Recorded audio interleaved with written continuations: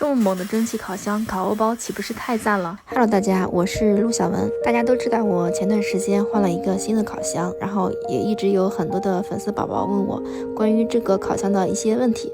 然后呢，我这段时间也用它做了很多的面包，然后现在也有时间来给大家来具体的介绍一下这款烤箱。我用这款烤箱呢做了吐司，然后恰巴塔、法棍、欧包，还有贝果、碱水，表现得很优秀。那么我最近换的这款烤箱呢，它就是高比克的 E9，它是一款商用平炉烤箱，当然家用也是完全没有问题的呀，我就是家用的。它整体是黑色的，很大气，除了它个头稍微大一点，真的是没其他的毛病了。它双层的玻璃门安全可靠，而且这个玻璃门真的很大，在烘烤的时候我们可以观察食物在里面的变化，真的很治愈。玻璃门呢是可以任意角度悬停的，非常的方便，而且它还有一圈密封条，密封性很好。在玻璃门上还有这种散热孔，散热性好。我们来看一下烤箱内部吧，它有一个60×40的非常大的烤盘，然后这个里面是我自己垫的2块油布，因为它底下带了一个非常大的警情石板，它是白色的，如果不垫油布的话很容易脏掉。这个石板真的很大，然后大家也可以像我一样，最好垫2块油布，因为1块的话它可以容易浸透。它这个灯是在玻璃门附近的，而且很大块，这样可以照亮整个烤箱的内部。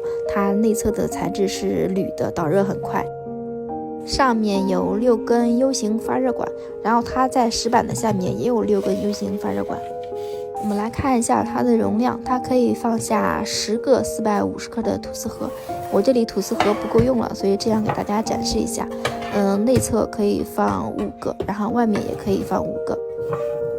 它8寸的气封模具可以放6个，6寸的气封模具可以放8个。我这里也没有那么多模具，所以大家可以看一下，基本上是这样的。所以总的来说，它的容量真的很大。它自带一个60×40的烤盘，然后还可以放下2个这种小的烤盘。我们的蒸汽是通过后面的这个抽水装置来进行蒸汽的，然后它还有一个排水管。它这个按键呢也非常的清晰明了，上火、灭火，然后还有蒸汽的开关，还有时间。然后底下这个是封门，往里推是开封门，往外拉是关封门。面包上色的阶段，我们就可以把封门给打开。我们再来看一下这个非常猛的蒸汽。这烟雾缭绕的，它的蒸汽真的很足。我使用这么久下来，然后很客观的说，第一，它的蒸汽很猛；第二，它的容量足够；然后第三，它的温度也很高，然后可以从室温到350度。所以说，无论你是家用呀，还是你要开私房呀，这款烤箱它都完全是没有问题。